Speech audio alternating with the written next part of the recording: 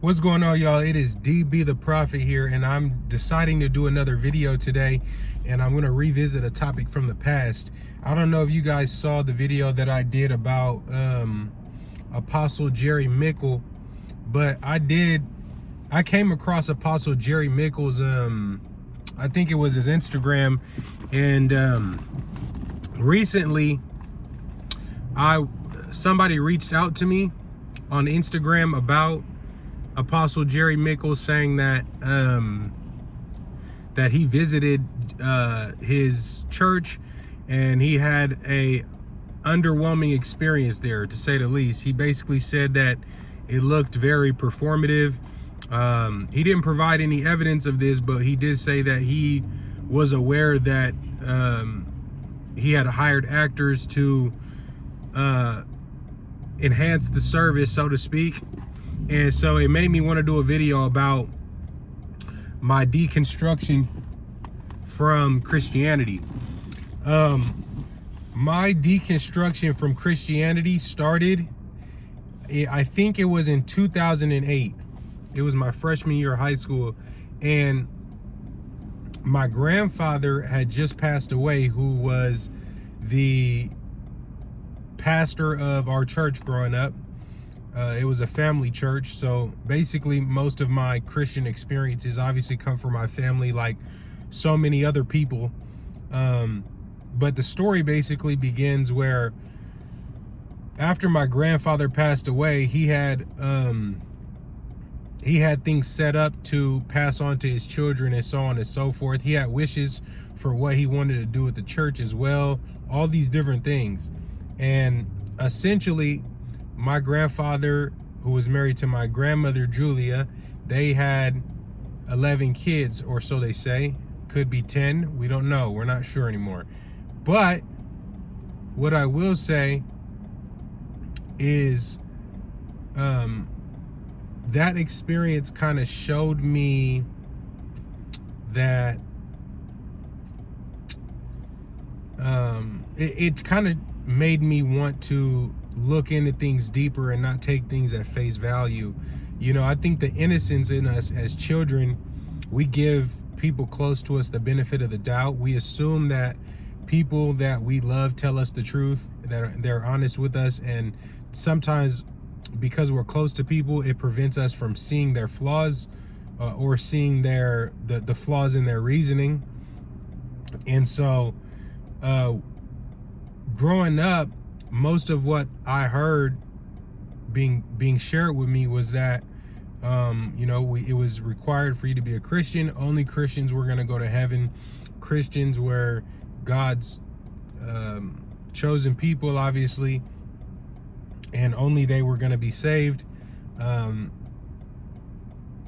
We were kind of made to believe that Christians were morally superior to the world, which is kind of what made me have so many questions, because to me that seemed ridiculous.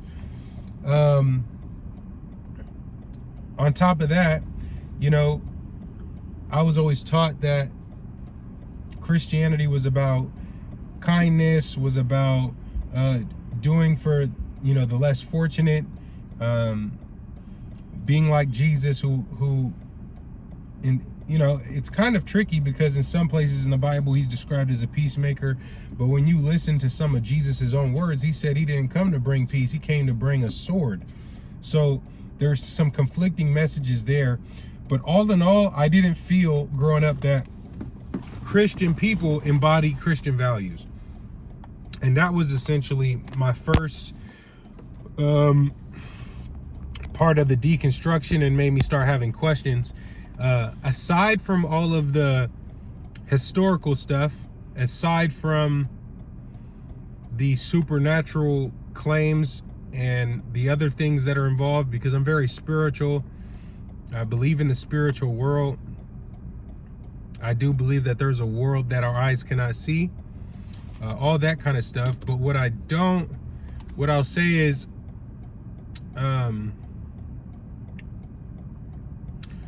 that it was merely the attitude that people had mainly that really started the deconstruction process.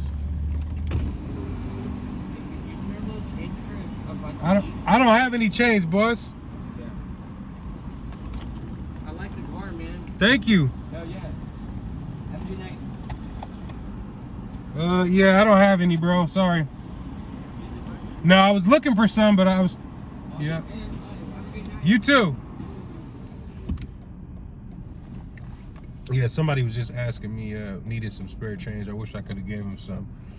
But like I was saying, where were we in the story? Oh yeah, that was the first part of my deconstruction, was essentially realizing that there is a mental crutch attached to religion. And to me, the grift is really, so to speak, that the pastors and preachers, they're like artists. They're kind of treated like, they're like a variation of rock stars. People get caught up in the celebrity of the individuals that are bringing the message, as opposed to living and embodying the actual message of Jesus, right? But outside of that, like, the Bible has a lot of great lessons in it.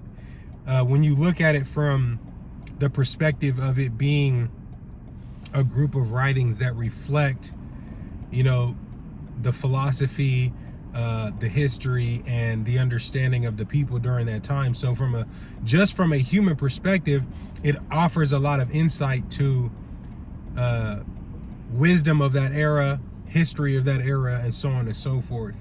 Where I think people get messed up is where I find that, I mean, actually statistics find this as well. You know, highly successful people and high income earners are statistically less religious. Why do you think that is? Because wealthy people don't need to buy hope as a product. Like, when people are distraught, when people are displaced, when people are struggling, when people are poor, there's a greater need to keep the hope alive, to energize them to continue to move on and move forward in their lives. But when people are wealthy and they're self-sufficient, and everything that's in their lives, they know the source of it, they know where it's coming from. They're not looking for, you know, magic to happen. They're not looking for something, you know, outside of themselves to provide their life with substance or sustenance, right? So after that, I also realized that it's a very it's a closed-minded way of viewing life, because so much of religion is cultural. And when you consider the fact that Islam, Christianity, and Judaism all share the same backstory, they're all Abrahamic religions, and yet for one reason or another, they make it seem like they're not all from the same place. To me, I think that's bizarre. It's absurd that people don't acknowledge the connection between the three of those things. And then also, you know, this idea that we're doomed to sin, and that in order to be saved, we need to basically refrain from pleasure, refrain from any kind of carnal pleasures, which is not a bad philosophy. But I think that it doesn't teach a person how to balance things in their lives. Like, I don't think that one has to devoid themselves of carnal pleasure in order to have a balanced life, right? I think that you can be disciplined and also create opportunities to have carnal pleasures in your life as well. I don't think that you have to pick one or the other. I also don't like the being compared to a sheep. We know that sheep are not intelligent animals. And if God wanted to convey a message that reinforced our ability to think critically, to develop our skills, and to be effective in the world, I would have loved for a God to describe us as something other than sheep, right? To me, that's something, and I don't know why it's so big for me, but to me, it's kind of a big deal. Like, it's kind of bizarre to be compared to a sheep. And then also in other scriptures, to be compared to the likeness of a God, saying, but ye are God's children of the Most High, right? So it's like, are gods like sheep? I don't know. To me, these are conflicting ideas within the story. And there's other conflicting ideas, even though I believe that the story is a mythos and it's designed to convey a message about something important. I believe that 100%. But I believe that the way that religion is taught today is very much so a grift. It's theater, it's performance. You have people who they're dressing like rappers. They are very much so embodying other elements of pop culture that I believe are contrary to the religious philosophies that are in the book itself. And seeing religion evolve to meet the demand of trying to grab attention in the marketplace, I think is a sad thing. And it just kind of show the flaws within following a religion through some kind of self-appointed individual who decides they want to be an artist, they want to get up and share a message, right? Like, to me, I feel like it's no different from being another artist, any artist that shares a story, right? And it's like these people become like I don't know what you would call it. They're the storytellers of a story that's pre-written instead of being a pure artist and writing their own story. Like, I feel like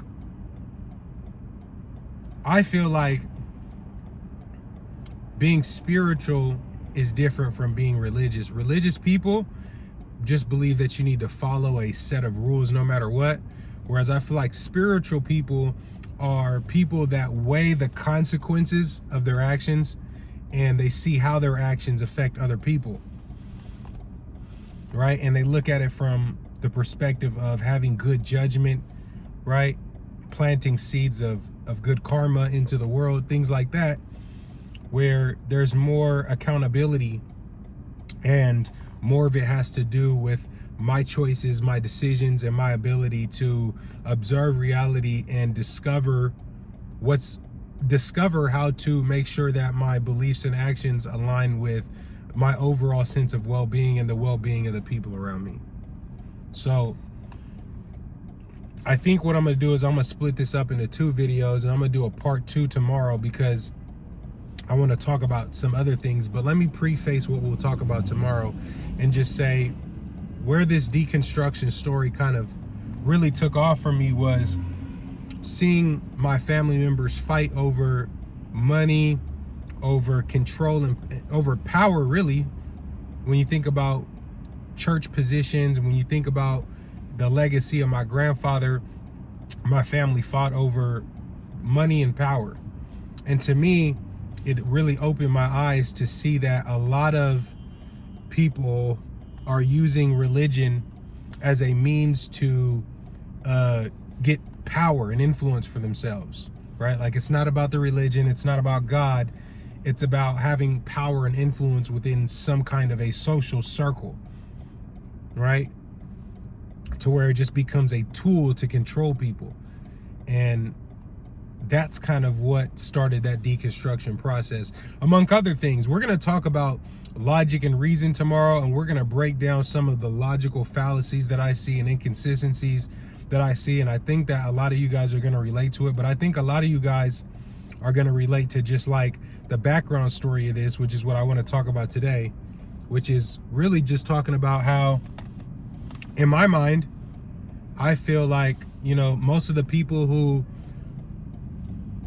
felt the need to proselytize the most were people who were the worst examples of good character and an example of Christ consciousness or that way of thinking in general. From my perspective, like, to me growing up, I felt like Christians were the most rude people.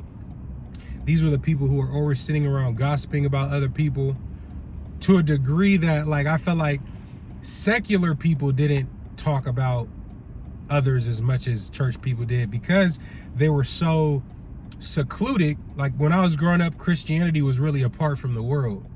You feel what I'm saying? So because you were isolated from the world, there was so much drama and so much toxicity within the subculture. You know what I'm saying? So when I was thinking about it that way, I'm like, I don't think I want to be a part of this. I think that being unsocialized, I think that it it prevents you from reaching levels of understanding that you gain from going out into the world. And it's not to become like the world. That's not the reason why you go around the world. You travel and you become accustomed to new cultures because it increases your awareness level. It increases your understanding, and it actually helps you to see how people are more alike than they are different.